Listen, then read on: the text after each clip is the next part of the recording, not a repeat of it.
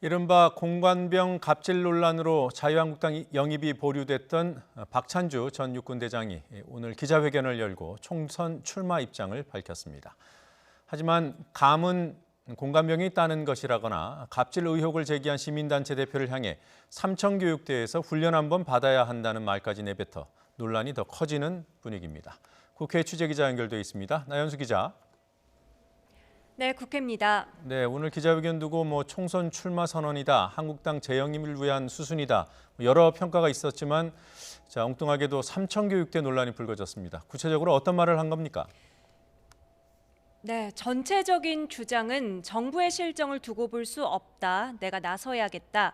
갑질 논란이 결격 사유라면 나는 갑질을 한 적이 없다 정도로 정리해 볼 수 있겠습니다. 미리 배포한 기자회견문에 없었던 돌발 발언들이 많이 나왔는데요.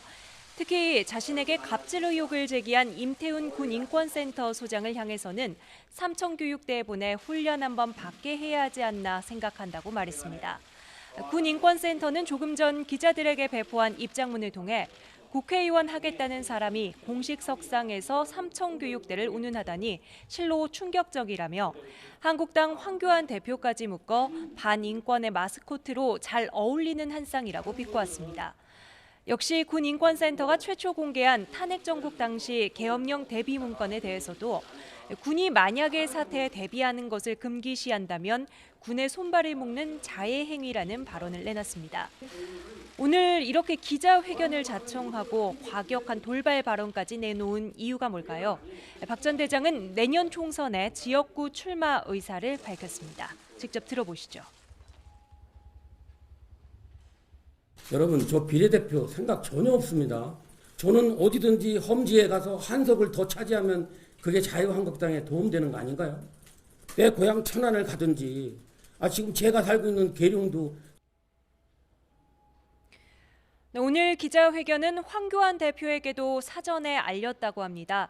황 대표가 막지 않았다는 건 당내 의원들의 반발에도 불구하고 본인 나름의 총선 체제 구축과 인재 영입 행보를 이어간다는 뜻으로 읽힙니다.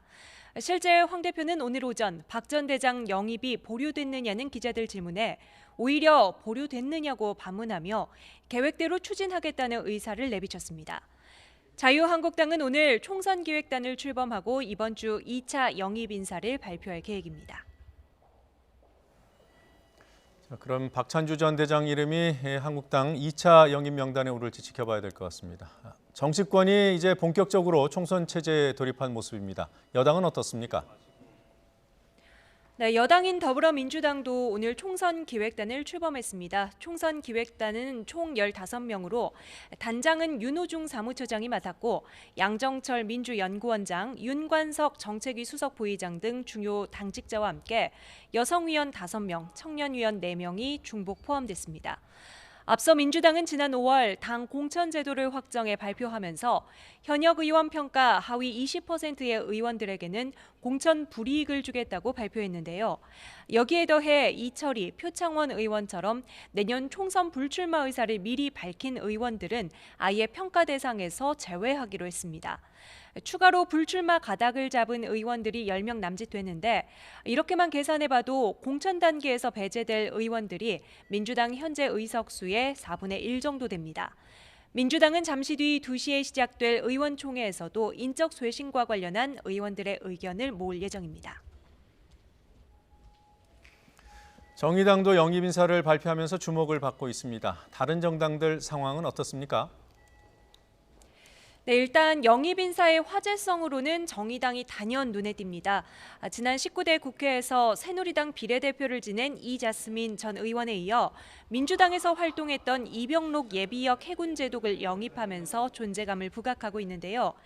정의당 심상정 대표는 오늘 오전 회의에서 직접 이 전 의원을 만나 입당을 설득했다고 말하고 이 밖에 권영국 변호사, 장혜영, 김조광수 감독 등 화제가 된 영입 인사들을 일일이 거론하며 인재 영입에 자신감을 드러냈습니다. 보수 진영은 개별 정당의 총선 체제가 아니라 보수 통합과 재편이 우선 과제입니다.